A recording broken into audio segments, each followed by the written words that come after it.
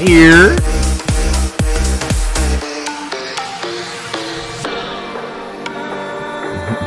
What's up, boys? Happy Friday, March 26, 2021. Get them bangs out.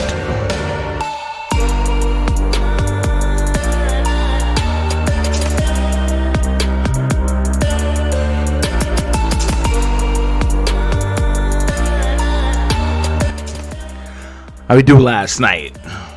Trade deadline night. It wasn't.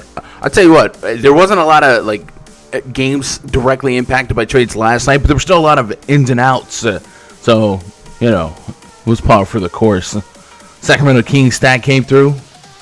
The Miami Heat stat came through. CJ McCollum came through. It was a really good night last night. I was a Rui Hachimura away from 100K. And so close, yet so far away. So, great thing about NBA DFS is usually they're always tomorrow. And here we go.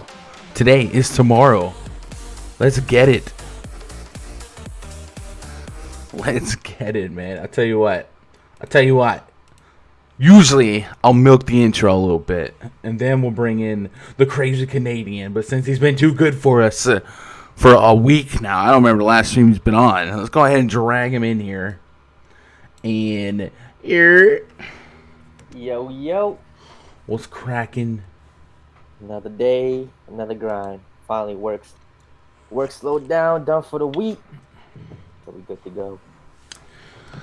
Last night, Darren Fox, your leading fantasy point contributor to your lineups, 36 minutes, 44 real points, 7 assists. Big game from him. Bam Adebayo enjoyed the absence of Jimmy Butler, Goran Dragic for 29 points, 9 rebounds, 7 assists. Easy play there. Westbrook, I was down on Westbrook, but it was fine because I had Fox and then CJ McCollum.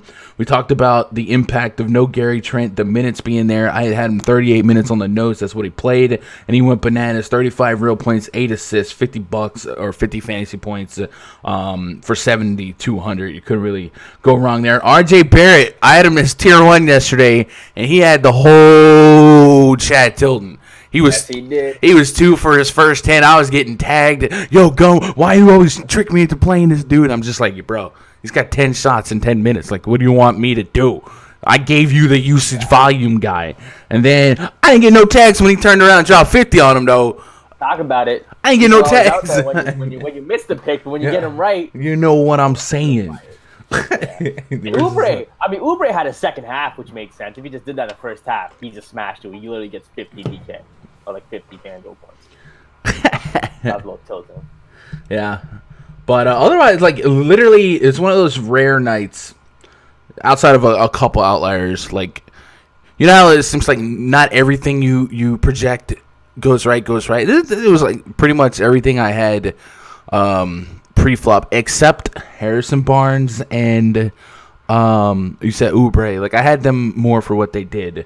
And I wasn't going to get to Rui Hachimura against the Knicks. I just wasn't. And that was my one mistake. Like, I love looking at the top lineups at the end of the night and then looking at my player pool. And whenever, like, that lineup is my entire player pool, and I'm like, okay, all right. And I looked up and it was Hachi freaking Mura. And I don't know. I guess maybe once Kawhi got ruled out, I got a little lazy and just stuck with 3 small forwards and ride or died. But what are you gonna do? What can you do? What's up, chat? Dang lazy mofo. Another frenzied Friday. Let's go. Encore in the chat. What's up, Crispy? 11 games should be easy to find 8 or 9 decent plays. You would hope so. Hustle in the house. What's up, my brother? Had a nice top finish last night. Grandest real. I had some a couple DMs, a couple tags yesterday on Twitter. Man, I love when the grinders hit, but not like the $500,000 a night grinders. Those guys are cool too, but you know, those guys balling on a budget, right? The real hustlers, the guys that are playing $20 a day. When I get those screenshots and they bust out a stimmy, you know, then I'm happy. Like that's what you really like to see, man. What up, Lorenza? Did real good. Won 2K off of DraftKings with 2 lines into 400K. Let's go, man. You guys are crushing. Yeah, you can't go wrong there. What up, Tavares? We need Russell Miller to replace Raj. Maybe. Schedule's about to get real tight, so maybe. Talk about it. What up, Ben Snapping? Had 3-man Heat stack with Fox and Wiggins. Yeah, it definitely made sense. It made sense. Heat ended up being pretty chalky. If Oubre would have smashed, I would have won 10K. Oof. Finished with 386 with Dwight. Oh, yeah, the Dwight Howard ejection. Danny Green, Dwight Howard ring night. And Dwight messed around, got ejected first quarter. Questionable ejection, but there's a lot of things about Dwight Howard we consider questionable. So, tagged you on Twitter. You tagged me? Oh, yeah, I think I quoted you, right? Yeah. What up, Doug? You? Boys in the chat. Boys in the chat. Rod, you ready for the Blue Jays to get smacked on opening day? Just like, just smacked. Blue Jays smacked. That one. No. Torn hamstring for Aaron Judge. Best standing. Okay, first of all, no. Secondly, Judge hit a homer yesterday. It still has not landed, okay? Like, once that lands and they can measure it. How many homers does he have in preseason? Who cares about preseason? Oh, what? No. Don't get hot. No. Don't get hot on week one. I'm his player in one game. And then realize he's been hitting like 125. No. You wait to get hot. You want to get hot the last week of spring training. Bring that in. You don't want to be the hottest player in the spring training for the first 2 weeks. Lose all the magic. Judge is literally a 1 year wonder. But hold me back. The league figured him out. The league didn't figure what mediocre. He literally adjusted last year and was one of the best hitters in baseball. Would have demolished a home run. It would have got the home run title yesterday, last year if he didn't get injured. But hey, that's fine. Luke Voigt said, "I got you. I got you." I mean, sure. I mean, he's just a guy who's perennially injured. Like at some point, he's just one of those guys. You don't know what you're talking about. Fantasy Labs 3 p.m. tweet. James Harden, questionable. I'm pretty sure it's a lingering Q tag. Jimmy Butler, questionable. Luka, doubtful. That's impactful. Colin Sexton, questionable. Game time decision. Draymond, to be determined. He missed last night. Lonzo Ball, doubtful. Did not get traded yesterday. Dennis Smith Jr., questionable. And Norman Powell, questionable. So the Norman Powell trade, Toronto to Denver, like, those teams were in Florida. So, like, you could see... I don't know, people that were you get what I'm saying, like they could play. Matter of fact, I think I had some people active for the Nuggets. Was Aaron Gordon? Or maybe I didn't. Maybe I don't know what I'm talking about. No, I had I had the Gary Trent active. Okay, yeah. By the way, I read yesterday that every Gary in the NBA was traded. I don't know if that's true, but it listed like 4 Garys, and I was like, oh. Yeah. There's a lot of Garys in the NBA. But, yeah, they all got traded. I also read something like crazy stat where Gary Trent Sr. and Gary Trent Jr. were, like, traded on the exact same day in a season. It was some butterfly effect stuff. I don't know, man. Get a lot of Mo Bamba in my optimizer. He's got holes. Does he get a 50 burger in him gun? Man, that Orlando Magic, I just made a joke in the Discord. That Orlando Magic team is looking. That's rough. It's looking rough. I don't know but to play them, it's like we're gonna have some decisions here because Portland's coming in this game without Dame back to back, and I think Nurkic will beef it up, but he's gonna be on a minutes restriction likely. Portland's gonna be a bottom 5 defense in basketball, but who is going to score points for the Magic? Like if the Magic scored 70 real points today, I wouldn't be stunned. The only thing that's like it is the Blazers defense. So I don't know, man. This is looking rough. Like this is looking like what's that Ice Cube lead, or is Ice Cube lead the big 3? These are looking like some big 3 players in 10 years. Like this is getting rough. So I would say Mo Bamba is like the most talented like upside guy, but he's missed a stretch of games. I don't know how much gas is in his tank. This is ugly. It's ugly. Like that's all there is. Ugly effing lineup, dog. The Magic might have the worst NBA roster I've like seen in the past 10 years. I'm not gonna. Maybe longer. Like I just don't see anything. Mo Bamba he could be a player, but like yeah, they're waiting on. So a lot of injuries to come back. Maybe next year is better. Markelle Fultz, Cole Anthony, Wendell Carter Jr. picks up the Wazoo. Like the Magic, the Rockets, and the Thunder. I think those are the only 3 teams that are going to show up to the draft the next 2 years. Like they better try to draft like Durant or LeBron or whoever. Find a Orlando basketball. Yo, when I was typing that into spreadsheet, you know how Washington became the Washington football team? I was like, this is just the Orlando basketball team. Like this is not. They don't even deserve a mascot. Yep. I saw someone say the Orlando Illusionists. Ken Burge 50. That's the thing. It could happen. Like minutes equal money, and if you're on the court for 35 minutes, it's somebody you feel like is going to do things. But man, oh man. How many bodies do they have? Yeah, we'll get there, but I want to see how many bodies they have available. Yeah, probably 8 or 9 if that. Yeah. Anyway, we'll do some digging here, chat. You guys ready? You want to start up the good vibes and the good lucks once you hit that thumbs up, and we'll get cranking into game numero uno. The Brooklyn Nets at the Detroit Pistons. Project starting 5 for the Nets: James Harden, Bruce Brown, Joe Harris, Jeff Green, DeAndre Jordan taking on Dennis Smith Jr., Wayne Ellington, Sadiq Bey, Jeremy Grant, and Mason Plumlee. Detroit on the trade market in the last couple days. They traded away, DeLon, right? So their guard situation is going to look a little bit more different. It's been kind of more the same all year long. We don't really have a stable stretch of guys playing point guard or even the guard rotation with Frank Jackson getting starts here and there. So in this guard situation, I got Dennis Smith Jr., Wayne Ellington, maybe Saban Lee gets back into the mix. Frank Jackson's there. Maybe Ham Diallo knocks on the door. It's rough. So if I'm looking at Pistons players for viability tonight, I'm probably going to try and really on the whole slate just kind of concentrate on guys and kind of take out as much volatility as I can because it is 11 games, right? It was a 4-game slate with the Pistons and the Magic. Then I got to make some tough stuff. But I think with the selection that we're going to have today, I'm going to try and stay away from the extremely volatile plays. And for me, I kind of put the guard situation of the Pistons from a fantasy perspective as an extremely volatile situation.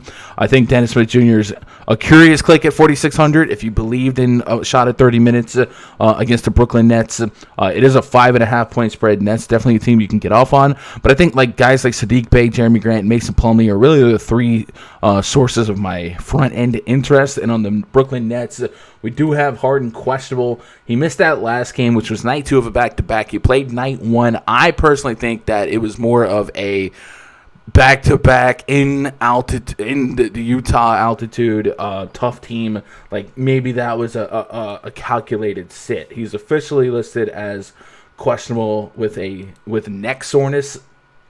I'm going to think he's in, Raj. And if he's in on this slate against the Detroit Pistons, 11-3, 10-8, we already have no Luka, no Damian Lillard.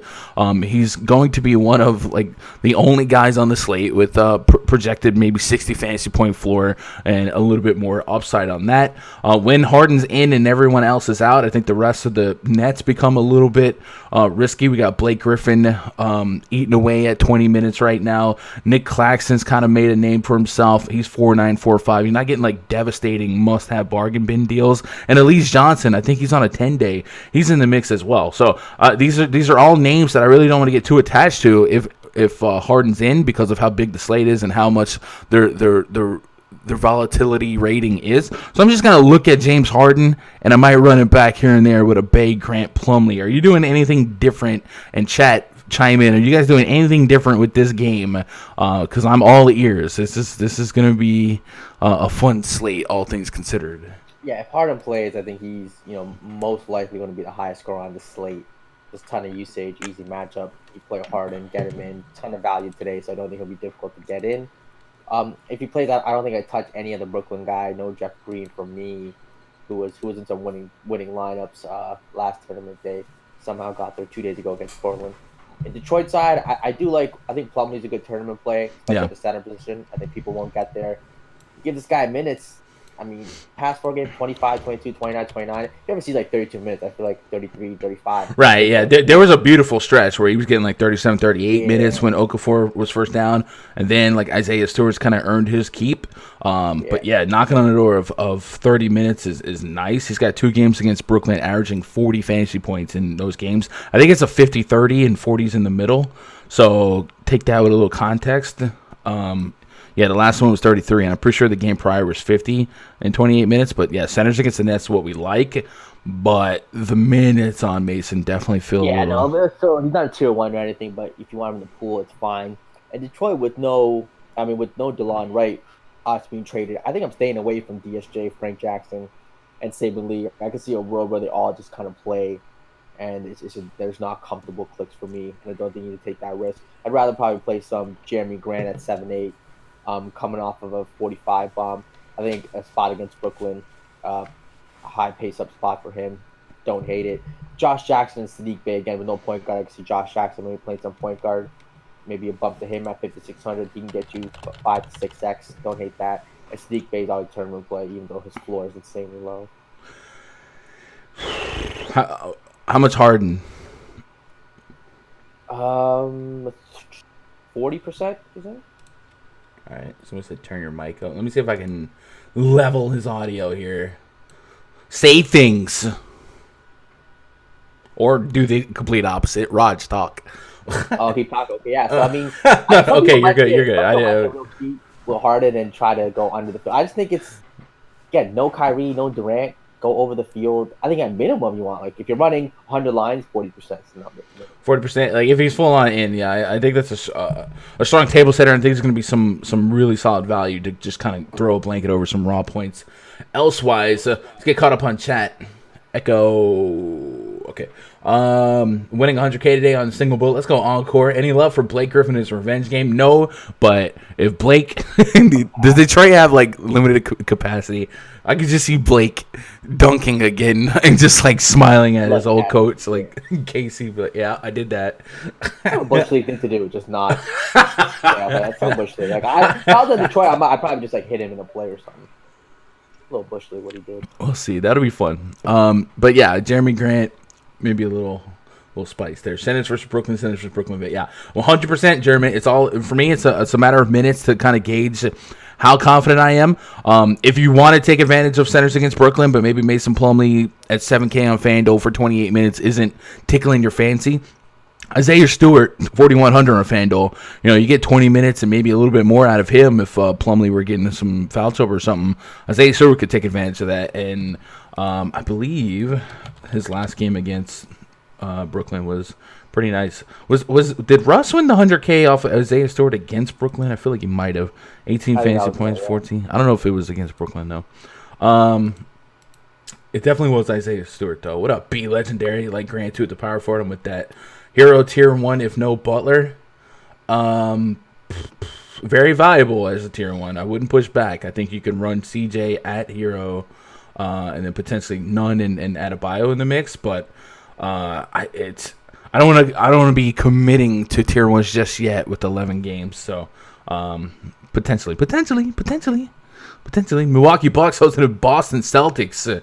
Projects 35 for the Celtics. Kemba Walker, Marcus Smart, Jaylen Brown, Jason Tatum, and no Tristan Thompson, Raj. No Daniel Tice, Raj. I'm not falling for it. Is it time? It's time, Lord. Time. Robert Williams in the starting lineup? Hold up. What? Okay. I mean, okay. Didn't he start last game too? I'm just saying. There's no Daniel Tice. No TT. Okay. Then we have against the Milwaukee Bucks, Drew Holiday, Dante DiVincenzo, Chris Middleton, Giannis Antetokounmpo, and Brook Lopez. 235.5 is our total. 6-point spread in favor of the home team, Milwaukee Bucks. It's going to be a pace-up spot for the Celtics. These are two teams that seem to scrap. Every game seems like the same. Where I don't know. Teams make runs and then it just finishes down to the wire. So I kind of like looking at this game without being overly attached because I don't think like the prices are leaving an incredible amount of value out there. But Giannis Antetokounmpo always in the mix here. And then Jaylen Brown, somebody I do like in faster paced matchups. You know the Milwaukee Bucks. If you're going to score and score often on them, it's really going to come in the form of the 3-ball. So maybe Jaylen Brown and Kemba Walker have to keep things interesting by chucking threes. This is a game that just happened, and Jaylen Brown played 34 minutes, shot 16 shot attempts, 4 for 7 from behind the arc, no free throws, but still got you to 42 fantasy points and 10 rebounds. And the center situation being what it is, maybe those rebounds aren't too fake. I would be interested in pulling up some game logs here from fantasy history. So let's just put game log versus DK versus the Bucks last 10 games. And I'm going to open up the last couple of box scores here and just kind of see if we can find some trends rather than stat muse each player individually. So let's go to 324. What if I just did Celtics? No, I can't do that. there might be a situation where Giannis let's go Giannis DKP by game log versus Celtics let's go last 5. I was gonna say there might be a situation where like a Jaylen missed one and so on and so forth. So 324, 12, 23, 20. So these would be the 2 from this season. So the 2 games this season. We go to player stats. Boston starters that game: Tatum, Smart, Kemba, Jaylen Brown, Daniel Tice. Is the very last game. So Tice had 31 minutes in this game. And those 31 minutes are gone now, right? Like, they have to go somewhere. They still have Grant Williams. They got Semi Ojeleye. They can get funky. They might have to stretch out Jason Tatum a little bit more. I do think it's hard not to give Robert Williams that opportunity of 30 minutes. There might be some fouls that downgrade him a little bit, but this is a Boban-esque guy when it comes to per minute production from a fantasy standpoint. So I can't look away from the opportunity to play in Robert Williams at 6K, because I do believe long term, if he's going to be a 30-minute player, 6K is he's going to be an 8K player based on his production. Looking past the most recent game, looking at the game that occurred in December, I believe, Bucks 122-120. They played down to the wire. Drew Holiday, Chris Middleton, Giannis, Brooke, Dante was the starters for the Bucks on that one. Then we had Smart, Brown, Tatum, Tice, TT on the Boston side, and so Kemba Walker being a notable absence in this one, and Jaylen Brown 24 shot attempts, Tatum 28 in that last game for the Celtics. No one took more than 20 collectively. So it's gonna be an interesting game to break down. Like, the Celtics kind of feel like you're not getting a great deal individually on anyone in particular. Maybe 36 minutes on Marcus Smart, something we want to take a shot at. But it's hard to have the complete warm and fuzzies all the way around. I just feel like the opportunity for minutes has never been greater for Robert Williams. And even though I don't like the matchup at all, I just got to take some shots. What are you doing here? I think I'm probably just going to fade Robert Williams. I mean, he's priced up, for one. It's just, at that price, there's some serious downside. I mean, 6-4 on DK. If he sees 20 minutes, he can definitely lay a bit of a goose egg. I mean, he lost minutes. It's not like he was in foul trouble. He just lost minutes because it wasn't the best matchup for him. I think at the same matchup against Milwaukee, I don't think they necessarily need him out there. I think they could play a guy like, I want to say, even like Grant Williams at the 5, or like Ojeleye if he plays. Oh, no, he's not going to be listed out. It's not Ojeleye. So, but even like Grant Williams. So you're trying to come up with reasons not to. I'm trying. Okay, also, I mean, the center spot, I obviously, I do like Cat in this spot here. Mm-hmm. You got I get it. Center, every position is stacked. I'm not saying jam in Robert Williams. I'm saying at the end of the night, Robert Williams got 50 because he had 30 minutes of Robert Williams. His chalk track tonight? I'm not putting chalk on anyone yet. I think like above 25%, like on an 11 game or 10 game slate. On DK, I could see him sitting there based on like the util spot. It's probably one of my least favorite matchups. 20 minutes last game, 13 fantasy points. Like, it's definitely not a smash spot. Like, how many minutes did Dice play last game against Milwaukee? 31. He played 31. I mean, yeah, okay. I mean, I might just take it back. Like, is there a world where he plays less than 30? So I thought Ojeleye if Ojeleye was in, I'd be a little more often, but he's out. And Grant, I don't think he's going to play that many minutes. So, like, now it seems like he's almost guaranteed 30 minutes. It's kind of like the Boucher problem, right? For the Celtics. Like, I just don't see, like, anytime this guy's gotten over 25 minutes has he failed. I just don't see it. Yeah, I don't know. I don't think he's going to be, I don't know. Maybe, I don't think he's going to be chalk, but I don't think he's going to be 0%. Looking at the guys, like, they're not going to play Taco Fall out there. So I think at minimum it might be 30 minutes. Anker says Williams is projected to be 21% owned on FanDuel, which is currently the highest. So I guess he's chalk in the sense of that, but like from what we know chalk to be, is like 40-50% owned on slates like that. So like if you're telling me he's 20%, I'd be all right matching the field on that YOLO. And I think I might want to be doubling the field. So I don't love the matchup specifically. Like centers against the Bucks is just not like an incredible spot for for centers long term, but I just think the opportunity cost is never going to be lower unless the Celtics sign DeAndre Drummond or How many blocks whoever. are the Bucks giving up? Because Robert Williams needs a ton of blocks to usually hit. They're giving up among the least. I mean, it's a long, lanky team. So it's not a great block matchup for him. Maybe matching the field. Probably not going to. That's what I'm saying. If you tell me he's 20, I'm happy with having 20. And let me process the rest of the center options tonight. But I just there's a chance that the Celtics sign one of these centers in the coming days that got bought out. I think Drummond's hitting the market. Maybe Aldridge is a Brad Stevens guy. So if he's at 6,400, he gets 45. Right, and that's the thing. The opportunity is never greater and probably never lower. So if this continues, and then realistically, you might just see some lineups where Tatum and Giannis are at the 5 against each other, and it's stretched out like that. So I do like that, but also have some deep minutes on the Celtics. 35 plus really for 1 through 4. It doesn't look like they're gonna have Fournier yet. They do have Wagner and Luke Cornett coming in the coming days. So again, the saturation of minutes and the dilution of minutes is going to be a factor. So Robert Williams is not going to be a strong play that long from where we're sitting.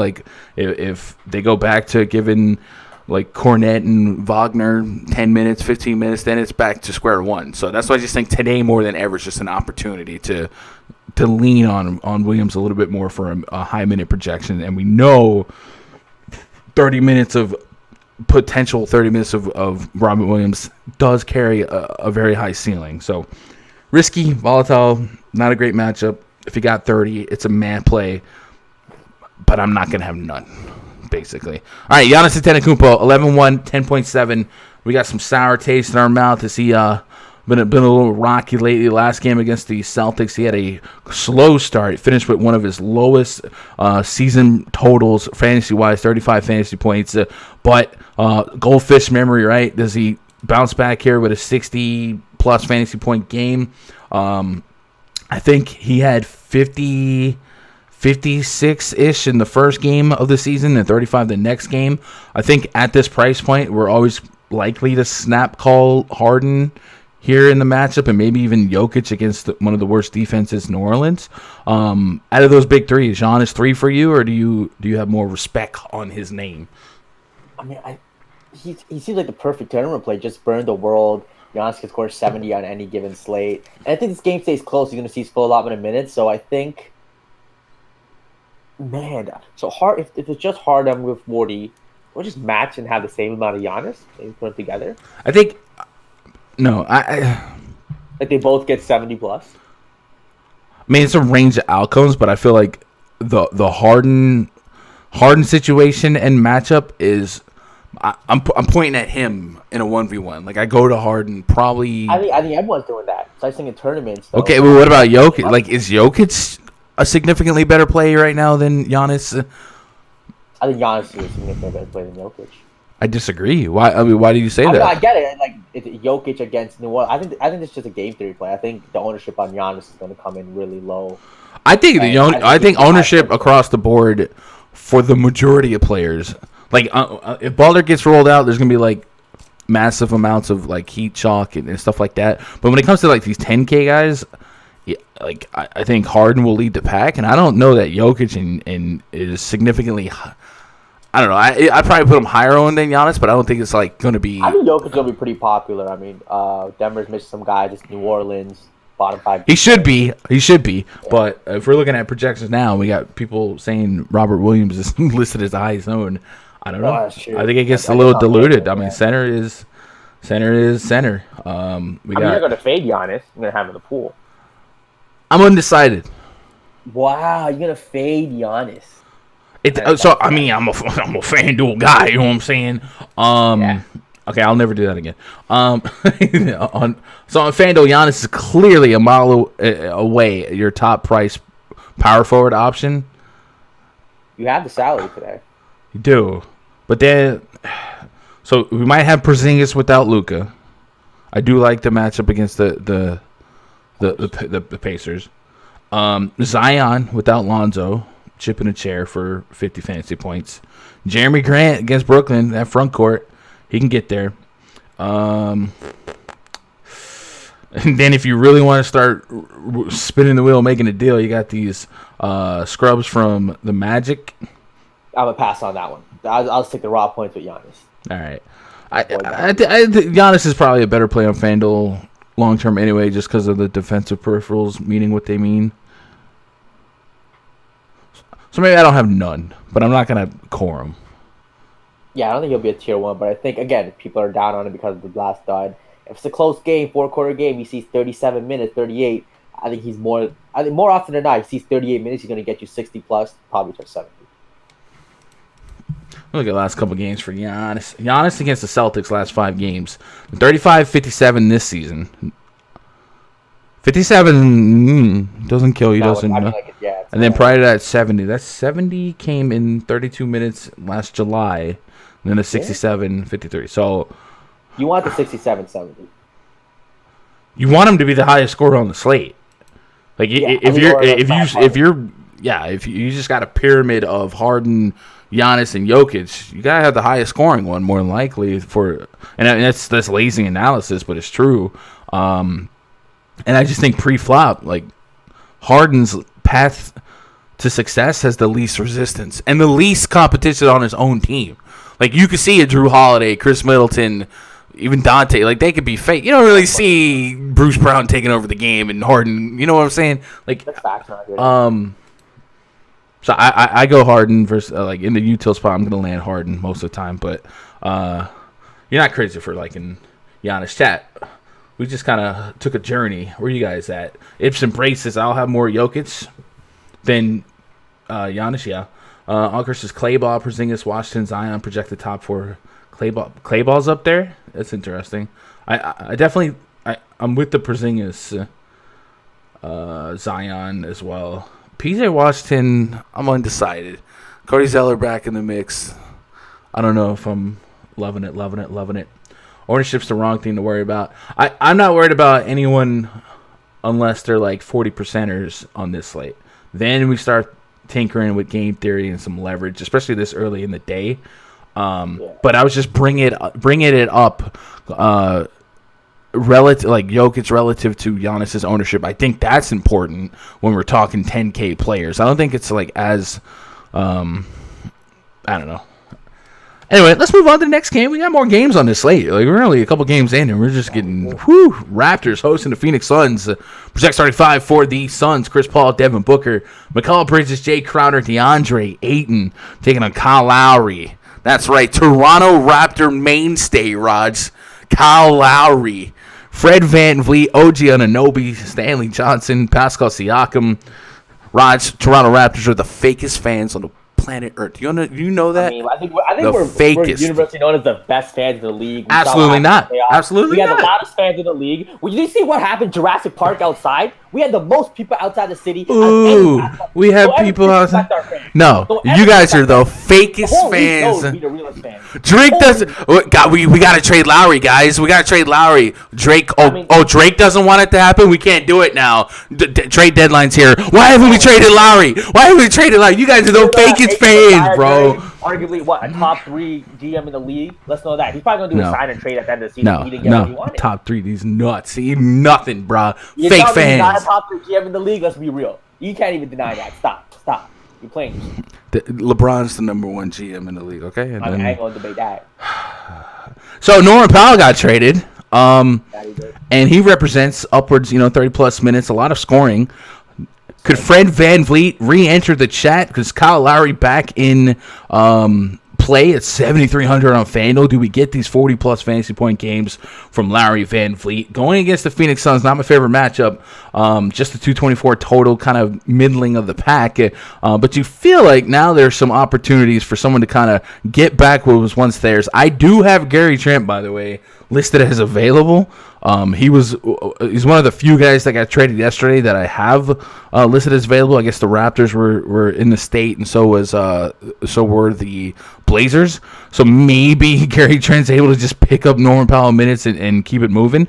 What's your level of interest in this game as a whole? And then on the Raptors side, I think the Raptors still suffer significantly defensively. So I do think like Chris Paul and Devin Booker deserve some thought and consideration. But I do feel like my 11 game, hey, we got to start chopping it up. Brain is gonna want to X this one out. What are you doing? It could be a sneaky shootout. This could be the sneaky shootout to win you 100K. And the Raptors aren't playing a ton of defense right now. They just lost Norm. So on the Raptor side, I think Siakam gets a bump at 7,700. He could be a 50 bomb. You have OG Anunoby at 6,200. He can get you 6-7x, maybe a 40 plus. Don't hate it. And then you have, I think, either Lowry or Van Vliet at their price, at the 8K price tag. They can get you 50, 45 plus. And the Phoenix side, it's going to be the Chris Paul, Devin Booker, DeAndre Ayton show. DeAndre Ayton 6'1", centers have been destroying the Raptors. This game could be a very sneaky, high-scoring game stack. Players are priced appropriately. They can all, Booker at 8,200, this game stays close. He could be a 50, 60 bomb even. Chris Paul at his price could be a double-double spot for him, 15 points, 15 assists type of deal. I think I'm going to stack this game up in a lot of ways and probably going to have maybe all four Raptors in the pool: Siakam, Van Vliet, Lowry, and OG Anunoby. And Phoenix, give me Chris Paul. Give me a good amount of Chris Paul and Devin Booker and some DeAndre Ayton. I know he hasn't looked the best. 6,100 though is just such a cheap price tag. Last 3 games for Ayton: 41, 48, 33. You'll take either one of those at 61. You would. Matchup substance though. Toronto's not exactly the lead against centers. Or not. I think he might be a better player than Robert Williams. Robert Williams is going to get all the chalk. Aiden's going to play 34 minutes, which is what you hope Robert Williams plays. Chat, is Rod spitting fire right now? Facts. Let me find out. Hold up. Chat, is he spitting fire? The free throw attempts in 2 of those 40 games, a little bit higher than season average, but maybe he's learning. Double-digit shot attempts, we like to see that, and the boards are there. So I don't think it's a asinine pivot, especially considering the spot in the matchup. Last couple centers against the Raptors have been over a point per minute. Jokic just 41 and 30 minutes. Christian Wood 27 and 29. Jared Allen 39 and a quarter and 34 minutes. Rudy Gobert 41, 36. Mason Plumlee 33 and 25. So not like obliterating the matchup, but certainly a matchup that we've seen bigs kind of thrive in. So I don't think that's like the hottest take of the century. I still don't think I'm going to hang my hat on Ayton just yet. We'll see. But I think the Q tags here for me in terms of what I'm going to do personally is Lowry, Van Vliet, Paul, Booker. I think I might be able to just like scratch Chris Paul because CJ McCollum exists, and it seems like he's going to be too cheap in a top matchup at a price that I can't look away from, and it's literally, is he cheaper than Chris Paul on FanDuel? He might be. So I just gotta go. He's definitely cheaper than him on Chris on DraftKings. So I gotta put McCollum there. Devin Booker's had a couple interesting games in the last couple slates where I've played him. I was an investor in him. Was it 2 games ago where he finished with 34? But it was an absolute laugher, right? Just 27 minutes. The final score is closer than what the game really was, and then that last slate against Orlando, scoring guards against Orlando, 21 shot attempts, he dropped a smooth 49. So much like Ayton's been on a decent stretch the last couple games, I'd take 3 of the last 6 outcomes on Booker as well. So I'm there. And then Lowry, if you want to, give Lowry and Van Vliet some smoke, I got Van Vliet at 39 minutes today. Is that just like, and if one, do we all agree with 39 minutes being like the move here? No Norman Powell. Is Gary Trent really just gonna like be introduced to 30 minutes ASAP? Van Vliet's a high minute guy regardless. He's been playing 41 minutes in competitive games. Last game was not a competitive. So if I got him at 39 minutes, do you just have 0 of a 39-minute player without Norman Powell? You're creating, a couple more shots here. Van Vliet, AK. If he was 7-9, I feel like people would, that $9.99 versus $10 deal. Do you have some Van Vliet? Yeah, I mean, Van Vliet and Lowry both in the pool. What percentage? Probably both. It's such a big slate. How much big of a stand do I want? I don't think you have to get a huge number to be over the field on these guys. I think these Raptors might come in at like 5% each. So even if you only get 10% of each guy, you'll be double the field. Let's get caught up on chat. Look at chat being so active. You guys are the bomb.com. Solid said Raj got that look in his eye. He's feeling it. Talk about it. One of these days we're gonna get Raj on the cam. Yeah, I gotta get that. You know what? I might as well order a webcam right now on Amazon. Ooh, what? Hold up. Yeah. Wait, you'd be like, wait a minute. You're Sri Lankan? Hold up. Yeah, I've been taking buddy. basketball advice from Sri Lankan. Wait till the first Sri Lankan makes the league. It'll be a moment. You guys have any prospects? Like No, we're not born with the genetic gift. Everyone's like 5'10", 5'11", can't jump, smaller limbs. No, the genetics aren't there. We're gonna need some crazy jump shot. We're gonna need a Sri Lankan to marry a black girl, or like a Sri Lankan girl to marry a black guy. We can just make some baby that can get the black genetics, and we can just like hop in the NBA. That's what I'm thinking.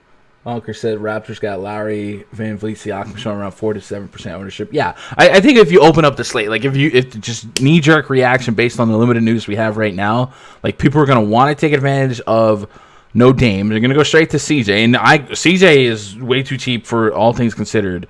So yeah, you're putting CJ in the mix.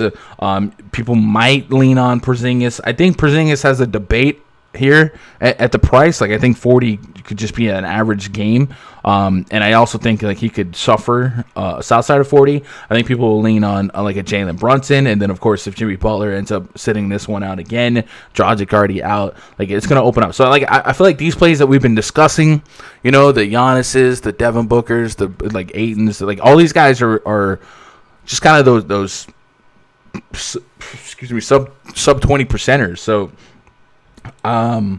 it's just like these are the not ultimate, but these are leverage pivots, and that's why we're discussing them. We also said that Gary Trent should be active here, and I wonder if the Raptors have a starting lineup here where they put like Aaron Baines back in the mix or get creative and not start Stanley Johnson again. I don't know. So don't get too married and attached to this projected lineup for the Raps. Doncic reports ready to sit and play tomorrow. Yeah, that'll be Jaylen Brunson. That'll be Tim Hardaway Jr., guys like that, right? Alp says, I desperately need a cheap forward, guys. Any suggestion? If you would clarify which site, I'm guessing you said cheap forward, so you're just on DraftKings. I don't know how cheap you're talking, but yeah, we do have. I'll just go straight to my projections here and go greatest value plays. Cheap forward, Dwayne Bacon. If you want some 37 minutes of what the heck, he's not that cheap. He's 48. Trevor Ariza might start, get 30 minutes. Who knows? Kem Birch, forward eligible. These are names. These are names. That they are. Hopefully that's getting you some massive Giannis and Harden lineups or something like that, right? Elise Johnson. Elise Johnson, I think he's on a 10-day. I don't know. If Harden's in, I don't want to get too attached to other Nets plays. So there's several Nets individually that seem viable, right? Like you could always, Joe Harris, one of these games will go 10 for 15, and Bruce Brown could just minute his way to value or something like that. And even Nick Claxton, but you just feel like the volatility for all those guys on a median range of outcome is just like 11 games. Do we need to get there? Probably not. I hope my camera. All right. Denver Nuggets at the New Orleans Pelicans. Next game on the docket. Projects rate 5 for the Nuggets. Jamal Murray, Will Barton, Michael Porter Jr., Paul Millsap, and Nikola Jokic taking on Nicole Alexander Walker, Eric Bledsoe, Brandon Ingram, Zion Williamson, and Stone Cold Steven Adams. Don't get one board. What? Lonzo not playing. I want to. There's a guy named Kira Lewis. I don't know if you heard of him. This is kind of a TopShot pause here. With the TopShot badges coming out, I feel like I think Kira Lewis is going to be 4-badge eligible. At the moment that's out there right now for him is his first bucket in the NBA against the Suns. I invested in it, so I'm already got my pieces. So if you guys want to tail me on that, I just want to throw that out there. Like the badges that are coming, the rookie badge, the first mint, the first game, all that stuff. Kerry Lewis might get some shine tonight if Lonzo's going to miss another couple games, and hopefully he does, and we could strike. Anyway, back to the DFS side of things.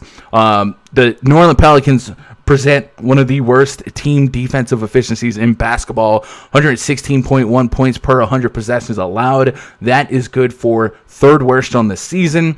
This is an incredible spot for the Denver Nuggets, who kind of come up a little bit shorter based on some trades yesterday. I've got decent minutes on Jamal Murray, Will Barton, Michael Porter Jr., and Jokic, 33 or more minutes. And Jokic, of course, being the MVP campaign guy right now, front runner, odds on favorite going against this Pelicans team. So I definitely think there's lots of viability in this game. There's some Jokic tier 1 debateness, like that's a legitimate approach to this slate. And then on the Pelican side, without Lonzo, Ingram and Zion are discussions because they have that 40-50 fantasy point potential. I feel like I'm leaning a little bit more towards the Zion side of things. But what say you? Nickel Alexander-Walker was pretty trendy last slate and was kind of average as well. And Josh Hart was kind of the guy that you really wanted at the end of the day, but now he's 5'8", 5'6". So the prices have caught up, but the opportunity still exists without Lonzo Ball. What's your knee-jerk reaction on how you approach this one? So favorite Pelican is definitely Brandon Ingram. He's a guy that gets a bit more of the playmaking duties, going to get a few more peripherals without Lonzo. So him at that 8K price tag, give me some Brandon Ingram for a 50 bomb. Zion Williamson, the matchup against Orlando, they have nobody to stop him. He could be another guy who should get you 40 plus. You definitely want the 50, but he's definitely safe for 40 and can definitely get you more. Am I really going to play the point guard situation in New Orleans? You got Neil Alexander-Walker, who's been priced up at 5,300, so like a 30 is fine, but now you need the 30, which is what he's gotten you in the past 2 games. Lewis Jr., 3,600. He got you 30 last week against the Lakers. Before in Denver in 17 minutes, he got you 8. So don't expect a 30 again. He could definitely get you like a 15.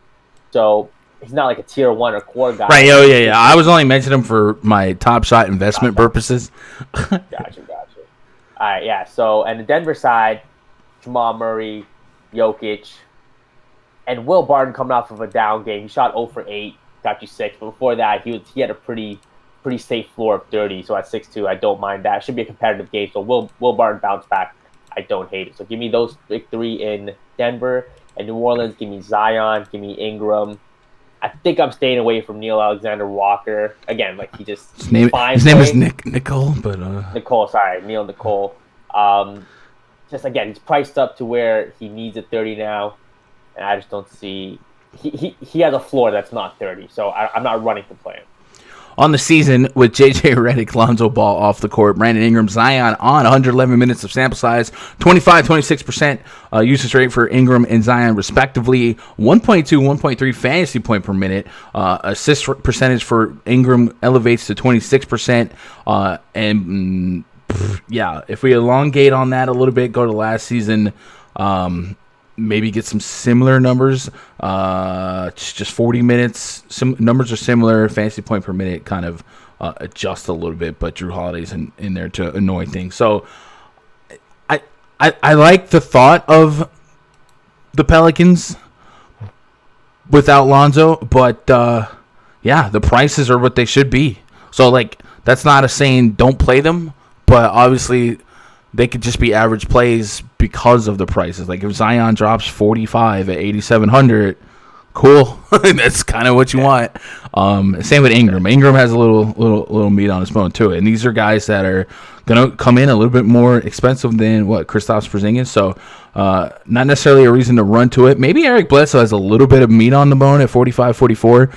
You talk about volatility. I mean, he's volatile. And then Josh Hart. Most minutes off the bench by a mile. When it comes to Josh Hart having good fantasy games, it's usually going to involve high rebound games.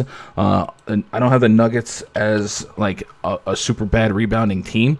So at almost 6K for Josh Hart, I mean, I feel like I'm paying an extreme premium when I really got to get like 10 plus rebounds. And again, that's not to say you can't do it, but if a median range outcome here even is 30, I mean, I feel like that might be a little high.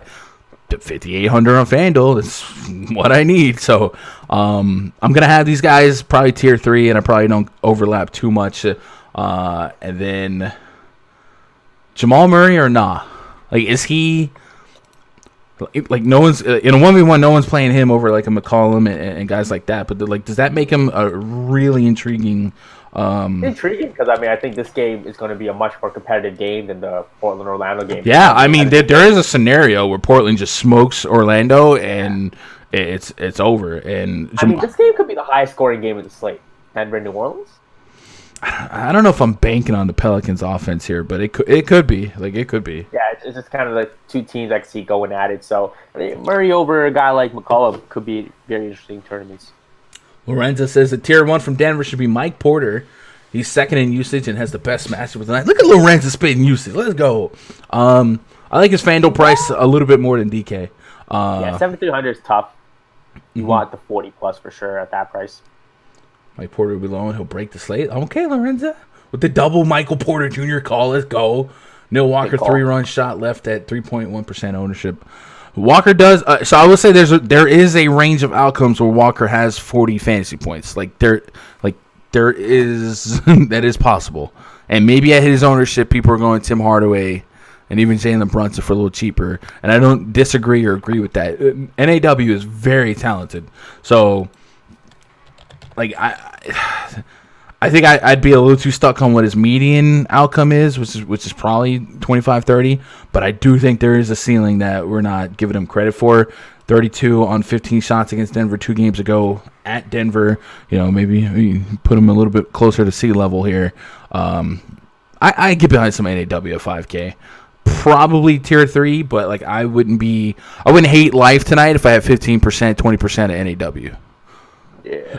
I think he's got the potential. So let's matriculate on to the next one. Minnesota Timberwolves. Minnesota hosting the Houston Rockets. Project starting 5 for the Rockets. John Wall, Sterling Brown, Daniel House Jr., Jayshawn Tate, and Christian Wood up against Ricky Rubio. Crossing over with Anthony Edwards.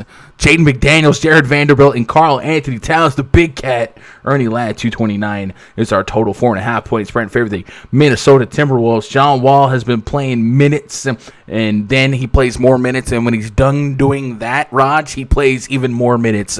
Craziest minute limits I've ever seen. And now Victor Oladipo no longer on the team, so it's him. It's John Wall. And then, maybe they start transitioning into Kevin Porter if he's able to play soon.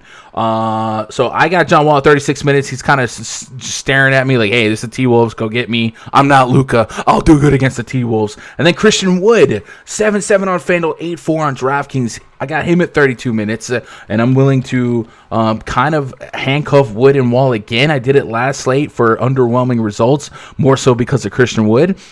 He got 29 minutes against Charlotte. Was a lopsided game. If you project this game to not be a 25-point laugher, I think there's a couple more minutes in there for Christian Wood. We saw 36 minutes against OKC.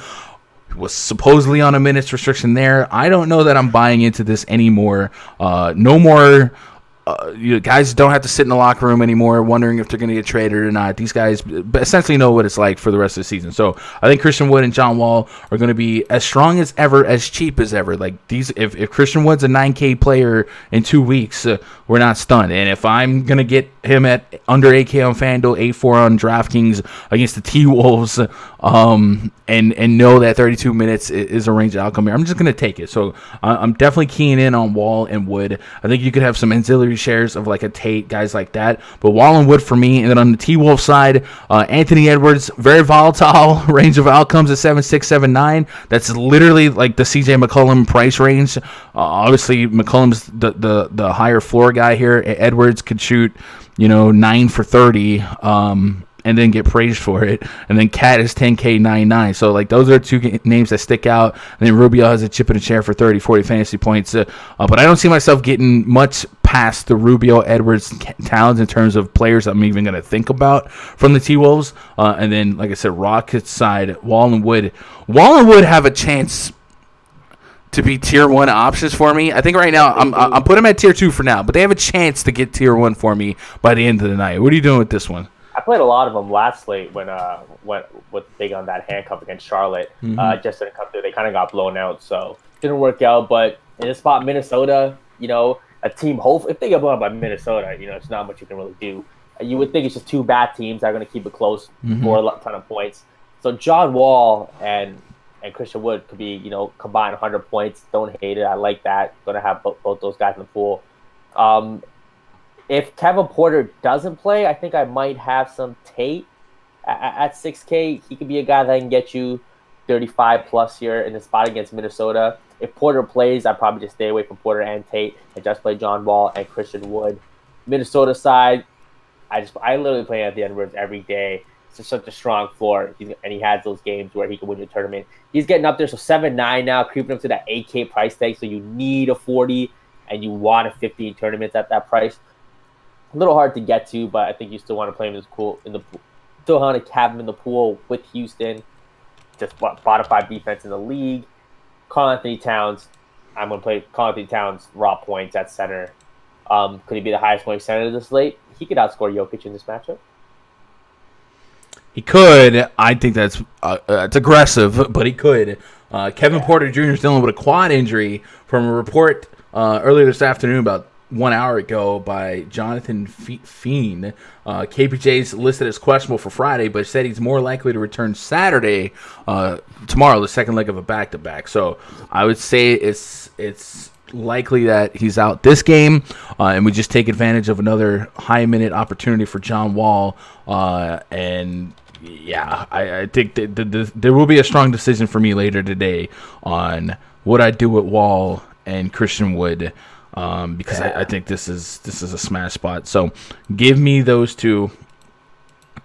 Jake, do you get creative with like a Tate, Brown, House, or these guys that we just not play? I'd rather stay away. Yeah, I'd rather stay away. All right, and then Anthony Edwards. You like Anthony Edwards, but how much do you like? Like, do we love Blake and Drake, or do we like just love Drake and Blake? Like, do you love Edwards as a tier 1, or? I mean, tier 1 at his price. So it's tonight. If you're running 20 lineups, what's the percentage on Edwards' exposure? 7-9. He's more than McCollum, for crying out loud. I know. Yeah. I mean, 20 lineups with Anthony Edwards. Not strong, like 10%er. Okay, that's fair. Cap at 10 seems fair, and they're getting some bodies back. Culver, I think, Noel, it's not necessarily a given that Edwards will get 39, 38 minutes a lot. So we'll see. Chat, what are we doing here? Waller, McCollum, or ooh. I think that's a fun, that's a leverage debate right there. Because like I said, I do think there's a scenario where the Blazers just put down the Magic, and the second half's a little bit more of milking the clock. But that's not to say McCollum doesn't have 50 in the first half. So that's a really tough 1v1. I think McCollum is the opportunity just can't be missed on. But I don't know. Is that a snap call, or is that closer than Wall or McCollum, Raj? I mean, I think McCollum will be double the ownership, if not triple. But I think I want to go Wall. I feel like I feel like Wall has a.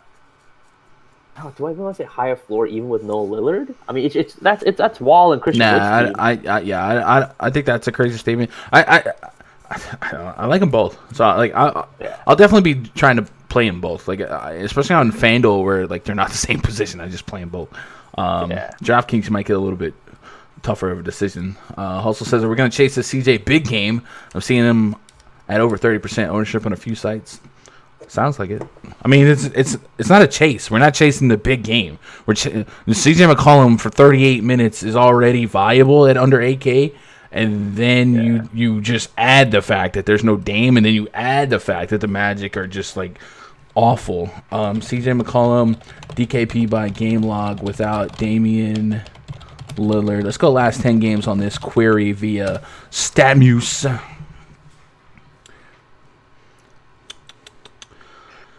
And there is 50. The lowest two scores in the last 10 games without Dame for CJ is 42-43. CJ McCollum was not 9K. Uh-oh. No leaking. Shoot. Uh-oh. God dang it. Stop. No. No. I think my camera's blocking it. Oh, god dang it. Okay. CJ McCollum 7-7. So if the low end here is 7K, 8K, god dang it, bro. How do you Slack is so I don't know how to turn Slack noties off. I'm gonna just rewind the live podcast. Stop. No. God dang it. So yeah, if the low end is 42 fantasy points at this price, like it's not 9K McCollum, it's under 8K. I don't think it's chasing. I just think we're taking advantage of an opportunity, and we're helped by the fact that there's no Gary Trent Jr. and McCollum is just McCollum at 37, 38 minutes. Anyway, let's move quickly on to the next game. Orlando Magic hosting the Portland Trailblazers. Project starting five for the Blazers. Right now I got Anthony Simons. I don't know that Norman Powell isn't available yet. I'll look at that in just a second. CJ McCollum, Derrick Jones Jr., Robert Covington, and Yusuf Nurkic taking on Michael Carter Williams, Dwayne Bacon, James Ennis III, Chuma Okeke, and Ken Burch at 217 total with a 9.5 spread in favor of the visiting Blazers. Blazers night 2 of a back-to-back. You're good. Not with Sean. No, Sean. All right, we're vibing. What? How? Okay. CJ McCollum 7'5", 7'7" on FanDuel and DraftKings. Like, it just seems like the floor of 40 is too. Like, even in a blowout, he's probably got the 40. And then you're just kind of, like, building on top of that. Massive game last night. CJ's just really good. No Damian Lillard. Yusuf Nurkic looks like he's going to get some cardio in tonight. But, like, how do you not love CJ? So, CJ, for me, I don't even know how to approach the Magic. If we buy in the Innovate, like, the Magic, I think, have an implied total of, like, 105. And, like, at these prices, yeah, there's some viability. Like, MCW, I guess you're not going to have fun when you click his name, but there is a world where he drops 40 fantasy points, right? Like, Ennis, Bacon, like, these are names that we just don't play, but the someone's got to do something. And we can't, there's not a scenario where we can use an on-off court tool. We just don't have sample sizes of no Vucevic, no Aaron Gordon, no Evan Fournier, right? Like, it's just this is bad. They're down bad. So this is really going to be more of, like, leaning on minute projections and then just leaning on confidence and believing that your 8-man rotation projections are fine. The Oklahoma City Thunder kind of get down bad a couple times a month, right? Where we just have a bunch of high-end G Leaguers, it feels like, a bunch of role players, and is the scenario where they could all be average plays at their prices? Because I would say at least they're not all 3K, right? At least the sites took some effort here and putting some prices on the Magic where you don't feel like they're free squares all the way through. Ken Burch has a case on DraftKings at 4,400. Like, there's potential here. I got the highest scoring fantasy guy right now projected to be Michael Carter Williams at 36. At the price point, that's nothing like crazy. Dwayne Bacon is under 5K. I got him at 30, so I would take some of that. So, chat, I'm curious to see what you guys are doing with the Magic. Raj, are you doing anything with the Magic? Like, is there a World 11 game slate? I can just, like, not. I think you just fade the situation. Yeah, like, I mean, if one of these Magic guys goes for 50, I mean, sure, I lose. But again, I just think you can fade a guy getting a 50 at 6K and 5K. Like, they priced some of these guys up, so they're not any, like, 3K. I don't think there's any 3K guys that Magic will get you a 40, 50 bomb. So I think you can just easily fade them. But do you want to go so high on McCollum? Like, how safe is he? Like, is this game over by halftime? He has to do a lot. I mean, McCollum's still a fine play. Carmelo with no Lillard and no Gary Trent. Melo's viable. Excuse me. But then I think a guy like Kanter you can kind of avoid with Nurkic coming back. Should see Kanter might only play 22 minutes instead of like a 35. Nurkic give Nurkic like 10 to 15. Covington in the spot. Sure, she can get you 30. I think there's better spots. So I think it might be just McCollum as a tier 1 probably. Like, in some ways, you're kind of worried does he need to do a lot? probably won't in this game. And I think Melo might be my second favorite Portland guy. Melo? Yeah, I mean, Okay. wait, Norman Powell's not going to play today. Is that for sure? Like I'm not saying it is or isn't. Questionable. Yeah. So like if he doesn't. Like I said, I think Gary Trent's eligible on the other end. Yeah. Which they were in the same state. I guess. So I think it's possible that he would be available. I don't know. Like it's expecting a lot for an overnight trade to be active, but yeah, and then even if he was like doesn't know the playbook, you just go out there and shoot the basketball against the Orlando Magic. Yeah. But okay. I think McCollum is the only kind of like tier 1 guy. Everyone else, like at Melo, it's like a tier 3. I don't hate it. So I want to see if we're missing anyone in Orlando. Like, who's going to lead this team in shots? There's going to be one guy to see who maybe chucks 20 times, right? I think it's MCW Dwayne Bacon. Bacon, 4,800 chucker.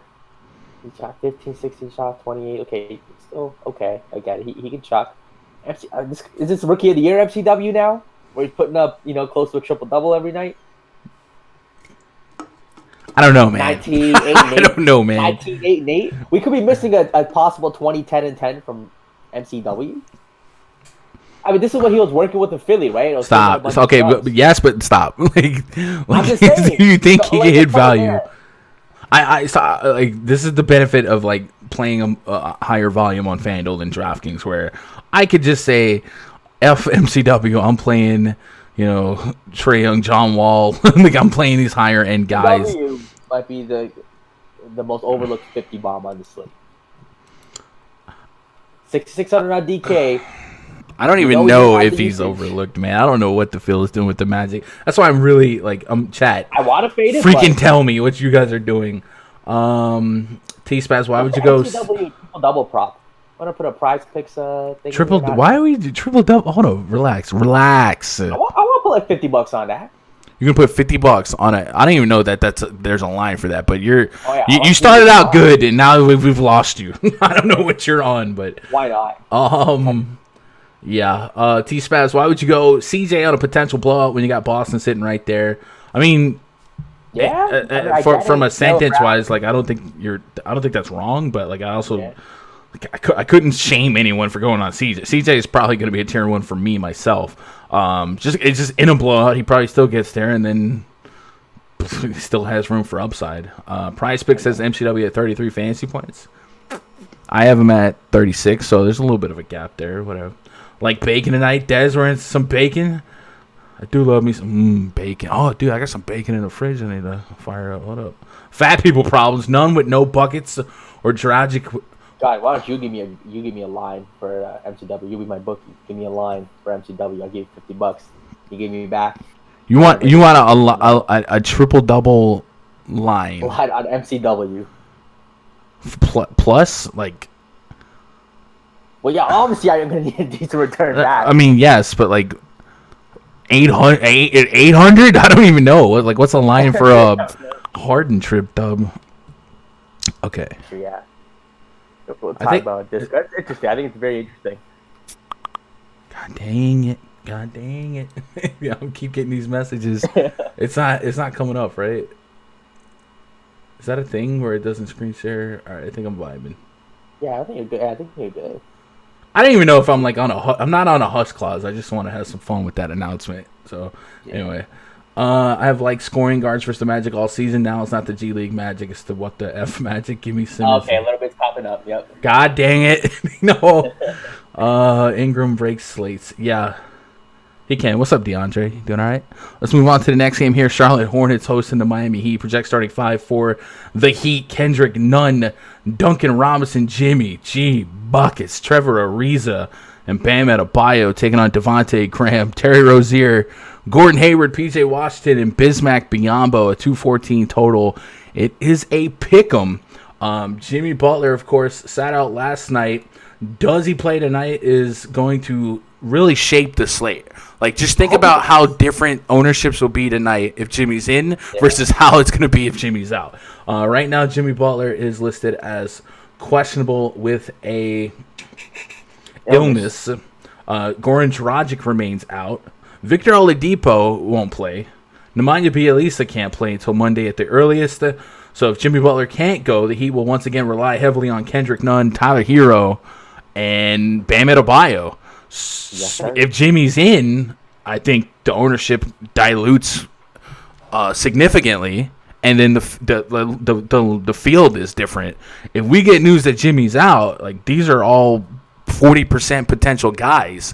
So Jimmy Butler news is actually going to make or break tonight. And yeah, I think we can be a little lazy here and say if Vegas thought Jimmy was in, do the Heat or the Heat favored it against the Heat, or if we could be lazy here and say if Jimmy's out, we're just playing Nunn, Hero, Adebayo, no questions asked, right? Like there's no. Like, that's easy. But if Jimmy's in, do you play Jimmy at 939K at maybe sub 10% ownership? Yeah. I mean, we saw what Jimmy can do in 50-plus spot against Charlotte. Maybe get the 60 bomb at his price. I don't hate it. So if he plays, I like Jimmy and I like Bam Adebayo if you want to kind of pair those guys together. Probably won't get to a ton of Kendrick Nunn or Tyler Hero if Jimmy plays. But if he doesn't, you play the other big three for Miami. They all seem pretty safe. Charlotte side, I like Terry Rozier. He's definitely priced up now, 7,600 on DK. But if no Jimmy, defense takes a step back. I could see Terry Rozier having 45 plus, maybe a 50. Don't hate it. Him and Gordon Hayward are the main two guys for me on Charlotte. Your boy Devontae Graham just hasn't looked the same lately. Better shooting game last time against Houston. Shot 7 for 10, which is nice. I still want him to take 15 shots, which I think he will eventually. Maybe get what's the word I'm looking for? Reassimilated, acclimated. I can't think of the word right now. So back to this offense. So maybe some Devontae Graham in tournaments, but nobody else from Charlotte for me. Bro, how do I turn? That's slap. I don't even. I don't even want to reply. Read the corner. It's cool. I know, but it's just like in general that shouldn't be happening. I don't know how to stop that. Do you set this turn off notifications? I don't know how to do that. Yeah. Do I put the busy signal on? Will that pause notifications? Okay, Maybe. I'll do that. There you go. Yeah, that should go.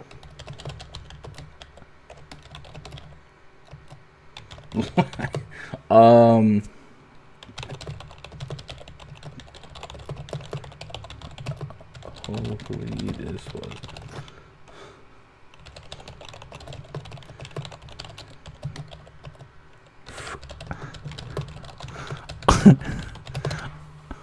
What about the Hornets, man? We riding on Terry Rozier 7K 7.6. I feel like that's a. I literally talked about the Hornets. I know, man. I just wouldn't. Okay. I mean, to me, it's just Terry Rozier and just Gordon Hayward as like I don't want to say tier 1, but I think tier 3 for Terry Rozier, maybe tier 2 for Gordon Hayward on FanDuel because he's real cheap. I think the spot where Gordon Hayward has to do a lot and Terry Rozier has to do a lot. Both have usages above 20%. So give me those two. And Devontae Graham, I think in tournaments is fine, though he hasn't been the most consistent. Chat, what are you guys doing with this one, if anything? Dad says, this game makes me nervous on the Hornets side. I want to play Hayward, but do you think I'd be better off going with Jeremy Grant? I think that's a very interesting debate. I don't know that. Do you feel like either is going to hold substantial ownership? I don't know. I don't personally know the answer. I feel like I could see a world where Grant is trendy against the Nets, just all things considered. It's the Nets matchup. And then I feel like Hayward never really picks up steam anyway. If Jimmy was in, I don't really see Hayward being extremely owned I would probably guess Jeremy Grant is higher owned than Hayward, considering the matchup and totals. So, do you think it'd be bigger enough for Grant? I think Grant has your matchup advantage. If Butler was out, the Heat defense tanks considerably. So maybe Hayward has a stronger case, but even then, like, this could be that 50-60 bomb for. Yeah. Okay. Let's Let's move on to the next game here. Dallas Mavericks hosting the Indiana Pacers. Project starting 5 for the Pacers. Malcolm Brogdon, Karis LeVert, Justin Holiday, Domantas Sabonis, and Miles Turner.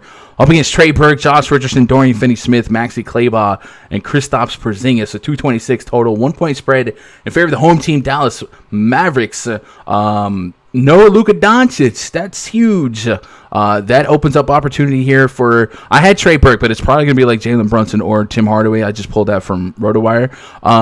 That's going to open up opportunity for everybody. And Kristaps Porzingis included. 7,500 for him on FanDuel, 8,100 on DraftKings. 40, 50 fantasy point potential is in the mix. I do think this is an opportunity to kind of look at his history without Luka, DKP by game log, without Luka Doncic's last 10 games. He hit 37.8 last game. There's a 75, 42, 30. So it's pretty volatile. I do think, obviously, the use is going to go up. I do think the Pacers matchup is a little bit better than publicly perceived.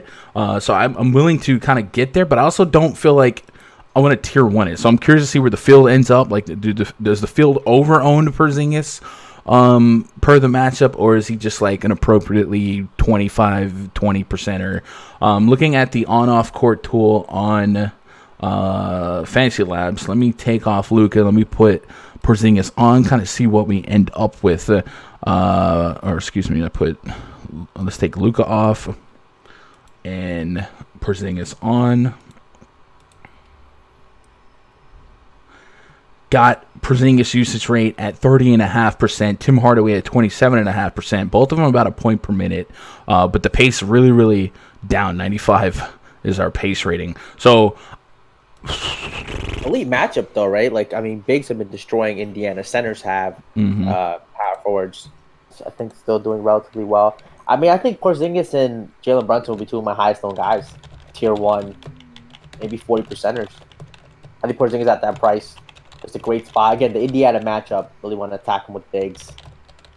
Double-double, I think, is almost guaranteed for Porzingis. And Jaylen Brunson, 4,500. You know, when he's not 5,500, I like it. Just smash it. I keep it simple. Two of the highest known guys on the slate. I would like to get double the field on these two guys. Pacer side, Karis LeVert 7-8 on FanDuel, 7-1 on DraftKings.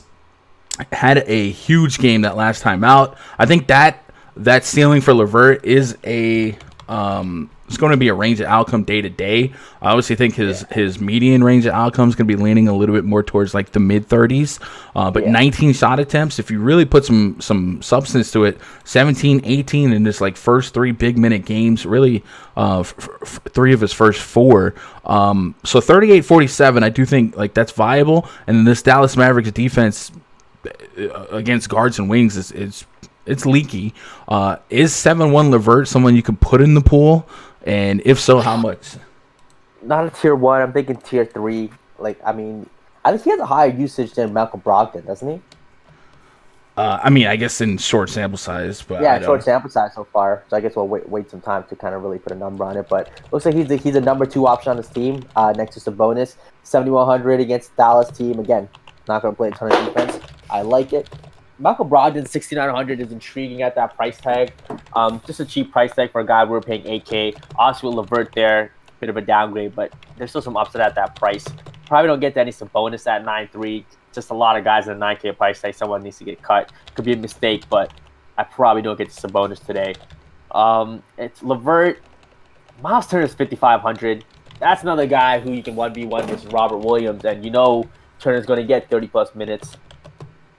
Mid-30s could be a very, very realistic outcome for him. So Miles Turner is intriguing at no ownership at all and 5,500. But I think from Indiana, LeVert is a tier 3, and the other guys are just, if they fall into a lineup, sure, but not wanting to play them. I think Sabonis is an interesting thought here. It's just one of those slates where like people don't consider Sabonis, and 35. Yeah, 50. So on power forward, you're gonna play Porzingis over him. You're gonna play Ingram over him. You're probably gonna play Tatum over Sabonis too. Zion against Denver. You can play Tatum over Sabonis? I think so, against Milwaukee. Pace of spot. $8,600. Yeah, Sabonis 90 in the 9Ks, so you get a bit of a discount. Don't get me wrong, Sabonis could. I mean, Sabonis could outscore Tatum, Zion, Ingram, and Porzingis, right? And no one would be shocked. But I think he's going to just kind of fall into the cracks. That's what I'm thinking. Like, if he drops 50 tonight, like, but I guess at the same time, it's what he needs. But yeah, versus Zion's interesting 1v1 in Tatum. So I feel like I usually lean Sabonis over Tatum, but I think this Pacers team is going to be pretty frustrating slate to slate on who peaks. So on the bigger the slate, the less exposure I need to have to them. Let's get cut. I'm sorry if I checked out there. I had to handle that. Don't worry, guys.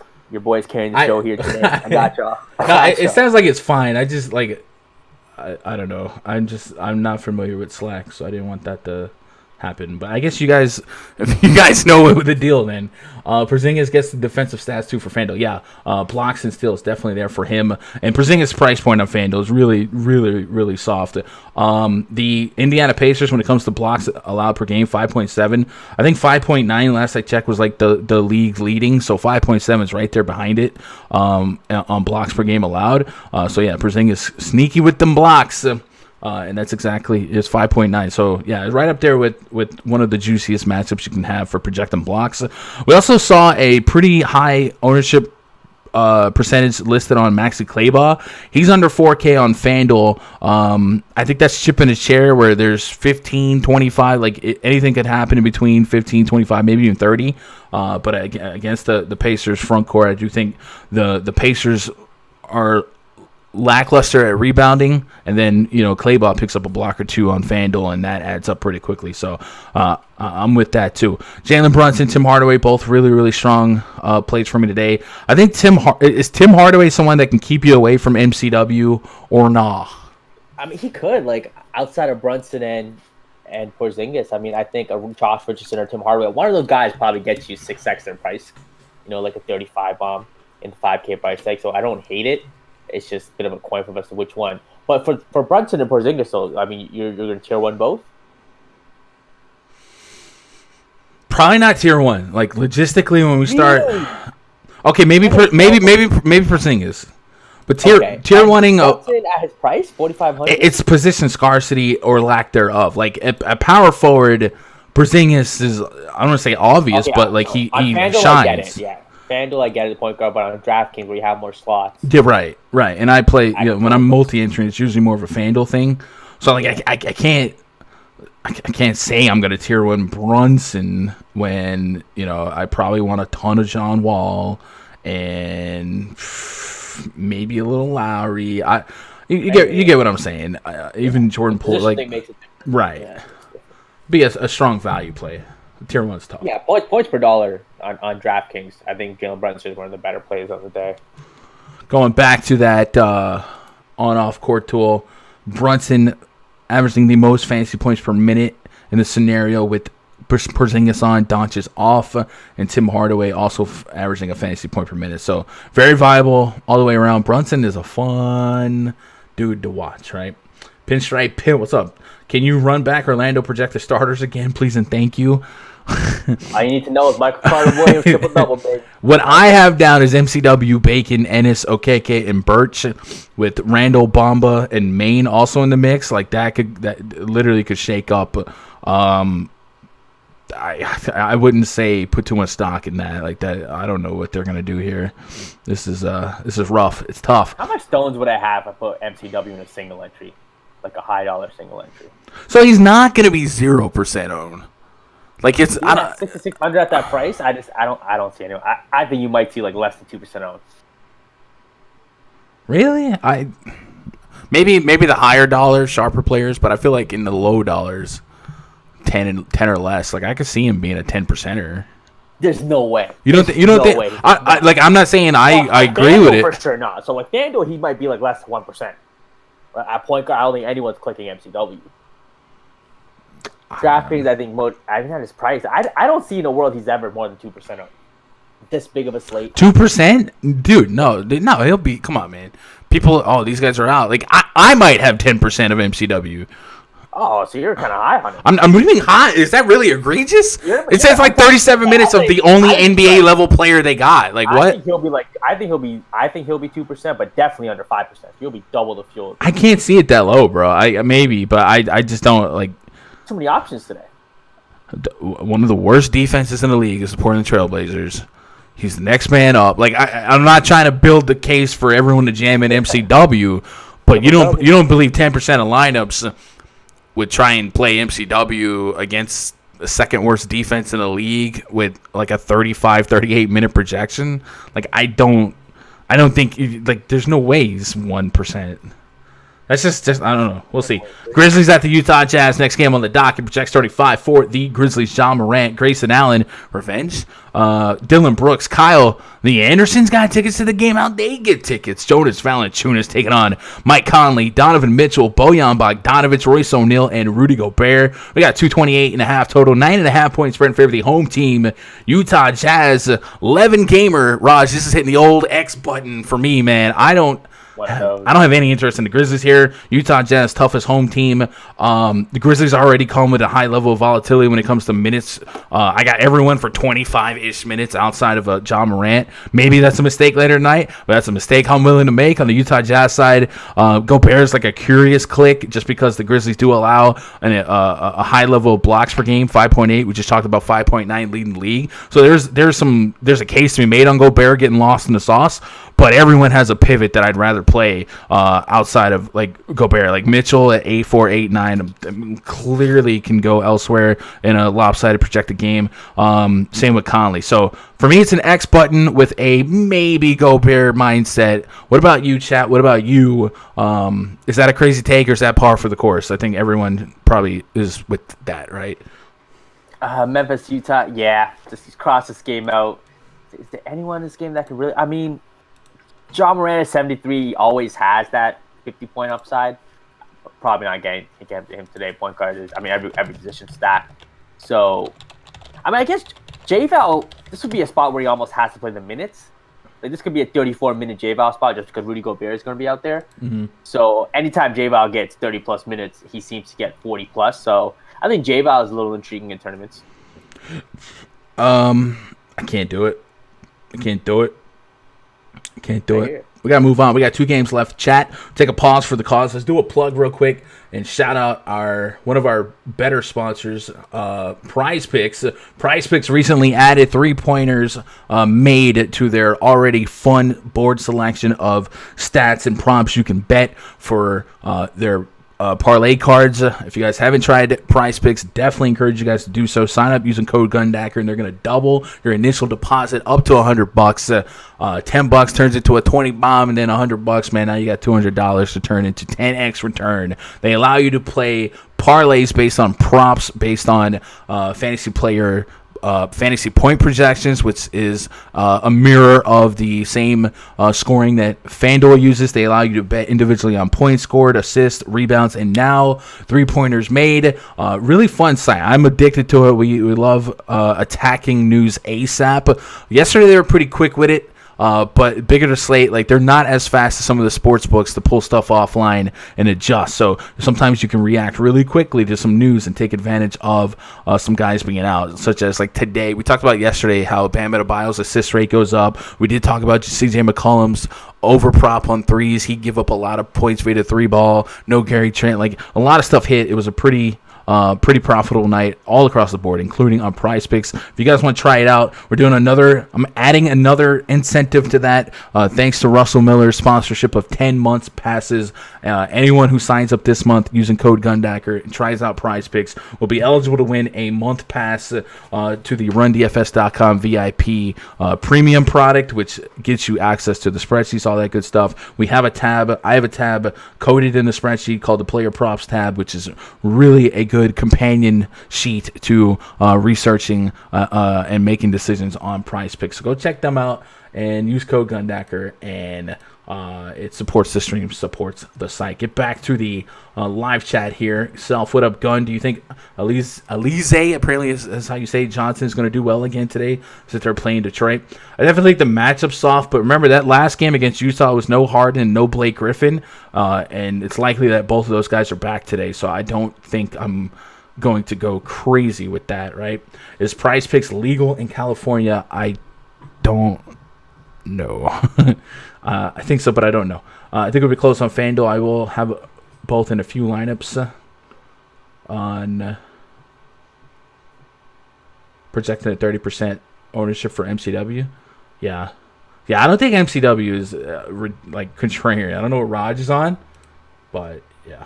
All right. Atlanta Hawks at the Golden State Warriors. Project starting 5 for the Hawks: Trae Young, Kevin Huerter, Tony Snell, John Collins, Clint Capella taking on Jordan Poole, Andrew Wiggins, Kelly Oubre Jr., Draymond Green, James Wiseman. 219s are total 7-point spread in favor of the visiting Atlanta Hawks. Last night, the Warriors played without Draymond Green. They will continue to be without Steph Curry, and Draymond is at least questionable today. Let's see if I can get an update on his status real quick, and kind of wrap this up. Let's see if we can get through by the top of the hour so I can get to that RunDFS.com VIP voice chat, and you guys can join me. Draymond illness is expected to play Friday against the Hawks. So Draymond looking like he's in. He's 7K on FanDuel, 7.5 on DraftKings. Is there a world where Draymond Green has a triple-double game against the Atlanta Hawks? It's just a better play than Porzingis Raj? Freshest legs on the court, too, for the Warriors at least. Intriguing. Definitely intriguing. Good matchup against Atlanta. So, Draymond definitely could outscore Porzingis. I like playing them together. Mm-hmm. Do we know if he's in for sure? It says he's expected. He's expected to play, okay. So it's Atlanta, 7,500. Definitely has that triple-double upside. To parlay that, I think Eric Pascal is questionable. Health and safety protocols. I'm not seeing any action against the Sixers. He was cleared to play after missing the 3 games prior due to health and safety protocols. However, unlike James Wiseman, who was inserted to starting line, Pascal did not play. So Pascal was a DNP yesterday. Who knows what the F that means? You would think with Draymond out, Pascal and Juan Toscano Anderson would both get a share there, and they did not. So watch for that. But yeah, continue. So you have Andrew Wiggins coming off of a big game after he had a dud. So I think he's interesting in the spot. Again, it's Atlanta, no Steph Curry. He can lead this team in scoring. I think him and Oubre can, either one of those guys probably get you 40, 45 plus and could win you a tournament. So both those guys, I think you have to keep them in the pool. Jordan Poole is interesting. I think his kind of average outcome is going to be mid-20s, high 20s. 28 DK seems like a fairly... like a middle point for him. So at 6,500, that's what he needs. Probably needs a little more. Does he have a ceiling of 40 plus? Sure. Am I going to target it? Probably not. So I think it's just Draymond, Oubre, and Wiggins for me with some pool. I think you need to have in the pool just because it's Atlanta. And the Atlanta side, I think you have no Reddish, you have no Rondo, you have no Chris Dunn. Trae Young's getting overlooked tonight, right? Like, no one's playing Trae Young. Darren Fox just did what last night? I'm in agreement on that. I think, especially we talk about that point guard position, which is why I'm a little less to crown someone as a tier 1, because Trae Young does exist, and he can drop 50, 60 all the same. I hear you. So I think Trae Young is definitely an interesting play. How much I'll get to him, just kind of have to see with how some news breaks down and shakes up. Clint Capella, it's a big spot for him. Mm-hmm. Intriguing again. I don't think I could tier 1 any of these Atlanta guys, but they all seem very interesting. I think Trae has the strongest case for me to be like a tournament impact player. And then, Collins and Capella are both interesting. But for me, I think if I run Trae versus Draymond here, I'm into it. Andrew Wiggins will probably on paper still lead the team in usage. That doesn't necessarily mean he's a great play at almost 7K because it does come with some volatility. But where are you at on Andrew Wiggins' exposure, considering the price point and considering the others? Like a blanket thought in 20 lineups on DraftKings at 6.9K. We talked about how Brunson and Hardaway and CJ McCollum and MCW even there's a world where Wiggins is a super average. There's really a world where the Warriors as a team is super average, but you would like to believe that the Hawks' lackluster defense can give a little bit more hope here. This total is kind of low, all things considered, right? 219. Yeah, I mean Wiggins could have a repeat performance of his last game, get you 48 DK, and he'll probably be in a winning lineup, right? Mm-hmm. I think it's a very real outcome against Atlanta. Bottom 5 defense. Yeah. But yeah, I give me some Hawks there. I think some Hawks has some hammer options. I'm with it. Can't Bay's more revenge? Huh? What? None of that. Never that, though. We got one game left on the docket. Chat. James Harden ruled in officially. All right. Chat. Do me a favor. We're losing. I think, other people starting up. Likes are at 30. Can we get to 50 likes, man? We get 50 likes. I was going to say I do drop the announcement, but everyone knows the announcement now, so we'll move on to main event. Hey, reminder, after this live stream, I'll be in the RunDFS.com VIP Discord. If you guys want to hang out with me a little bit more on the premium side of things, go to RunDFS.com, make yourself an account, sign up, VIP passes. Prices are likely to increase next week when we have MLB and basketball, and I'm stretched super thin. So look. I mean, for example, there's a good chance the $80 month pass goes back to the resting price of $100 just because of the double duty. So if you want to lock into some value now, I think it's a good time. And there's a $200 All-Star to All-Star break pass still up. That'll get you locked into everything until the baseball All-Star break. So what does that come with? That comes with daily access to my spreadsheets for NBA and baseball. And I'm really good at baseball, or at least the spreadsheet's really good at baseball. And then daily access to the 24/7 RunDFS.com Discord and the pre-lock voice chats. There's going to be a scheduling conflict on voice chats coming up, but there will still be probably 4 to 5 days where I'm directly pre-locking voice chat, and then I'll try and carve out some group sessions in the day for days that I can't. But I think I'm good. I actually think next week I'll still be good pre-lock because the other engagement is 3 hours before lock, so I think I'm still good. With that said, the stream schedule next Thursday and Friday might be a little different.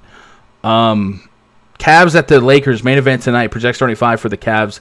Colin Sexton, Darius Garland, Isaac Okoro, Larry Nance Jr., and Jared Allen taking on Dennis Schroeder, Kentavious Caldwell-Pope, Kyle Kuzma, Markieff Morris, and Marc Gasol. He was active last night.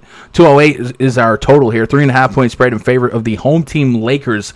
Kind of a low total. We're taking two slow-paced teams and throwing them at each other. Colin Sexton missed that last game. I think he's questionable, but I have him closer to in right now. And then on the Lakers side, it's another game and another day where Schroeder, Kuzma, Montrezl Harrell can likely pick up the usage bump in the absence of AD and LeBron. But they're priced up, like $7K on Schroeder, $7.6 Kuzma, $7.4 on Harrell. Like, you don't necessarily feel like one of these guys, especially in this pace matchup, is just like in an incredible spot to break the slate. I definitely think they're all viable individually, but Raj, if you disagree, let me know. Am I wrong for just not having the warm and fuzzies on the Lakers based on these prices? What are you doing with this one? Late night hammer. I mean, you got another spot, another point guard, Dennis Schroeder. 7,100. Last game dropped 45 DKP against Philadelphia. Can he have a repeat performance? Yes. Late night hammer? Yes. Cleveland, bottom defense of the league? Yes. Mm-hmm. All signs point to Dennis Schroeder having a 50 bomb here, so I don't think I could fade him. I'm going to have him in the pool. Really? Yeah. I mean, why would I want Dennis Schroeder with no LeBron, no AD? It's the Cavaliers. What's the Cavaliers' DVP against point guards? I mean, it's a good matchup, but a 50 bomb sounds a little aggressive. I wouldn't be stunned if he had one, but you sound excited for some Dennis Schroeder. Yeah, you could pair up some Dennis Schroeder with Kuzma or Harrell and get a combined 80 points from that pairing, and I'll take that all day every day. Harrell at 7,400, definitely priced up, but he's going to play the minutes, past 4 games, 33, 34, 34, 33. It's the Cavaliers, Jared Allen defense. Harrell should feast on him. Kuzma should lead this team in shots. A full stack's intriguing. I probably won't. Bro, you are so excited for these 7K Lakers. I mean, the usage, the matchup. What's the problem? The pace, the total. Yeah, I guess the pace is not the best, that's for sure. So give me some numbers here. What is the Raj exposure levels on a Schroeder, on a Kuz? Like, Schroeder is a football throw from CJ McCollum, bro. Like, what? Today seems like today might be the day where I might have to go back to some, maybe like a 50 entry, 100 entry, 100 lineup type of day to get these guys in, get everyone who I want in. I mean, I would want like Schroeder as a 20%. I don't hate. What? Like, no LeBron, no AD, good matchup. But we've been able to say that for a couple games now, right? Like, it's that Phoenix was tough. New Orleans, he dropped 35. Philly, he dropped 44. He's 7-1. Wasn't Philly an overtime game? Like, he kind of got bailed out. Was that an overtime game? Okay. I'm pretty sure it was. He shot 2 for 10 against New Orleans. Like, Steve Bass shooting night still got 35. All right, so I don't think it's crazy to play Schroeder. I just think you're more excited. Like, he's not a 30%er. He's not. He might be a 10%er if that. Like, I don't know. If I don't get there, I don't get there. On the Cavs side, let me double check the news on Sexton. Chat, be sure to throw some lasting questions, comments, concerns before we get out of here. I'll try and make it to the. It says Colin Sexton's a true game time decision against the Lakers. He practiced on Thursday, so Cavs are just waiting to see how the hamstring responds in warm up. So I probably don't make any Cavs a priority.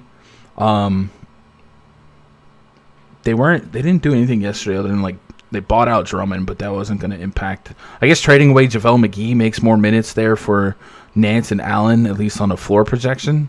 But again, prices are just probably what they should be. Yeah, I'm not. I don't know. I'm not as in love with this game as you, and I also have like a mindset where I just want to keep it tight tonight. I want to keep a concentrated player pool. So I don't know, Chad. Do you guys agree with this? The 7K love. So if you were gonna have an infatuation with Schroeder, Kuzma, Harrell, and even Tucker, like you don't let triple stacks happen, right? That seems aggressive. Probably not. So 2 of 3 or 1 of 3? Yeah, 2 or 3. I might play some just like late night slates to get more of these guys in. I think 2 tops, like Schroeder with the Harrell or a Kuzma. It's in line. I don't hate. Okay. Yeah, that's cool. That's what it is. That's what it is. Let's see what tomorrow's schedule looking like. Chad, I'm not gonna lie, I need a day off pretty soon. Let me see if tomorrow could be an opportunity for me to cash in on a day off, at least for stream wise. Tomorrow is a 2, 4, 6, 8, 9 game slate. Well, it may not be tomorrow. It'll be Sunday. It looks like Sunday 4 game all day. So I'll grind through tomorrow. We'll take Sunday off from the stream and maybe announcement or what? No. No. Okay. I think everybody knows, but I don't. Yeah, they sound like they don't care. Like no one cares. It's just whatever. No, I don't know if people saw it, so you never know. Yeah. If you want the announcement, sign up for VIP. God dang it. Yep. Anyway, twitter.com/GundackerSports so how you can get in touch with me. Otherwise, if you want to hang out with me, RunDFS.com VIP Discord. And if you're a top shotter, we do accept moments for payments. I'll do it. Gun, do you like Wiseman tonight against Atlanta? So many other plays. I don't know if this is true yet, but I feel like there's a chance Wiseman is better with Draymond since Draymond can facilitate. So if I like him individually at the price of $4,200, like short answer, probably yes. I like the opportunity. Long answer is center's probably a position where I don't want to give up the raw point potential, right? The Jokic 70 bomb, maybe the Cat 50.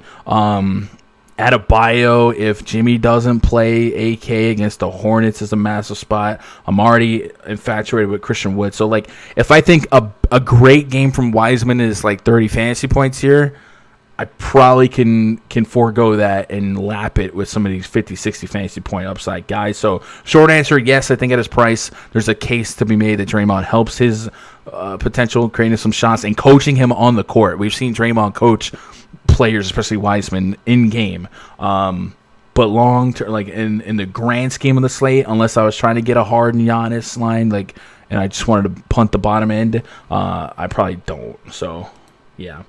I can just see Capella dominating Wise. Yeah, Capella could take advantage of Youngblood as well, too. So, all right, Bledsoe, good value play today on FanDuel. I think Bledsoe is risky in terms of ranges of outcomes, but at his price point, all things considered, another game without Lonzo, traded away Redick, not that he was getting minutes anyway, but the minutes are strong enough for Bledsoe to one of these days cash in on a solid fantasy point game.